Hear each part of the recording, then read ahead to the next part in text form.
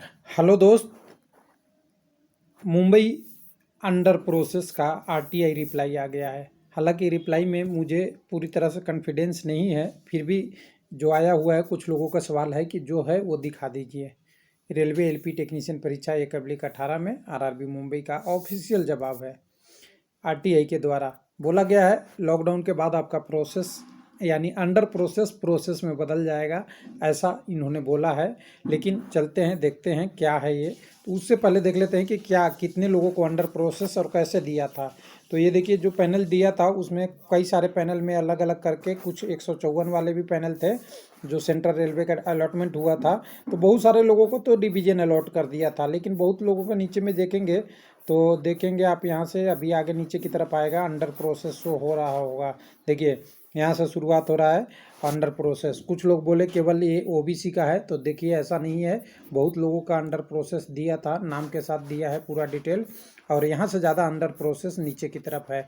लेकिन under process के बाद एक डिटेल आई थी, आप लोग जानते ही हैं। उस डिटेल में बोला गया था कि ये अंडर प्रोसेस इसलिए है कि डिवीजन अलॉटमेंट और मेरिट लिस्ट में थोड़ी बहुत माइनर वेरिएशन कर रहा है, जिसका शायद अपडेशन करने के लिए उन्होंने बोला था। जिनको पर्सनली ईमेल किया था, मैंने वीडियो के द्वारा दिखाया भी था, कहा तक गया था कि कुछ प्रॉब्लम है जिसको रेक्टिफाई होगा। लेकिन आरटीआई का जवाब है वो दोनों से चेंज है, अलग है। आरटीआई का जवाब आपके सामने ला देता हूँ। कैंडिडेट की प्राइवेसी इसमें हटाया हुआ है, बाकी डिटेल आप देख सकते हैं।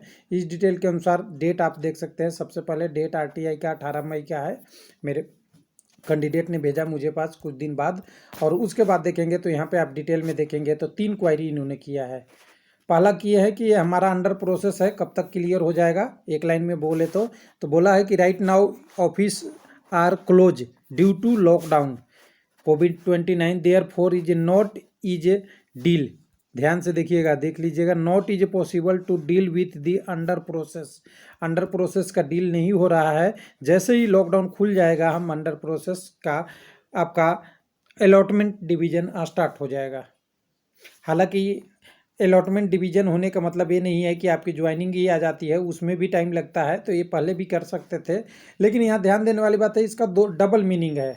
पहला मीनिंग तो कह रहा है कि हम डील नहीं कर पा रहे हैं, जिसके कारण से अंडर प्रोसेस के कारण को हम नहीं बता पाएंगे।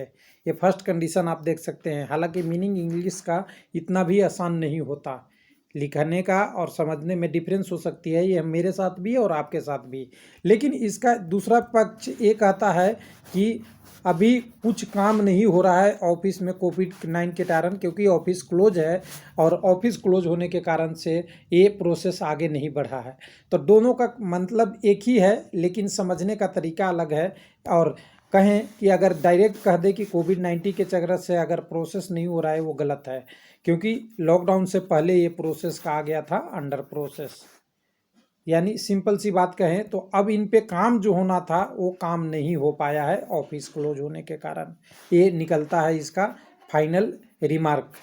उसके बाद कैंडिडेट ने दूसरा पूछा है कि एलपी और टेक्नीशियन एलपी के लिए कितनी पोस्ट अवेलेबल है सेंट्रल रेलवे में। तो इन्होंने बताया है 3 डिवीजन इधर की तरफ से, उसमें आपका 121, पहले 3 डिवीजन में 450 और दूसरे में 121, जो आपका बिलासपुर वाला साइड में है उसके लिए, यानी कह सकते हैं नागपुर डिवीजन में आपका 121 और बाकी के लिए 450 पोस्ट अवेलेबल है।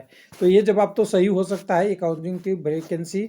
और लास्ट में तीसरा जो इनका प्रोसेस था कि कब तक हमारा काम अंडर प्रोसेस से प्रोसेस में हो जाएगा, तो इन्होंने फिर जवाब वही दिया है कि ऑफिस खुल जाएगा, उसके बाद आपकी under process case once the lockdown is finished and office get started. Office जितने स्टार्ट हो जाएगा तो आपका division allotment procedure will start, मतलब कह सकते हैं कि लॉकडाउन के बाद आपका प्रोसीजर स्टार्ट होगा।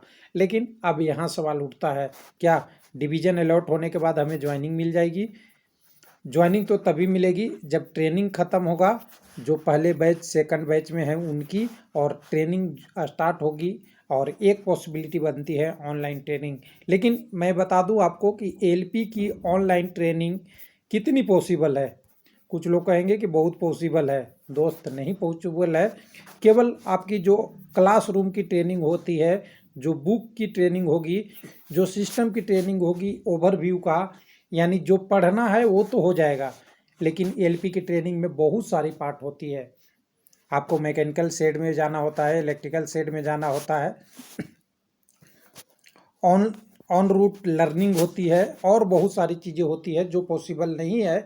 इसलिए जब तक बैच समाप्त होगा, ट्रेनिंग स्टार्ट होगा, तभी ज्वाइनिंग होगी।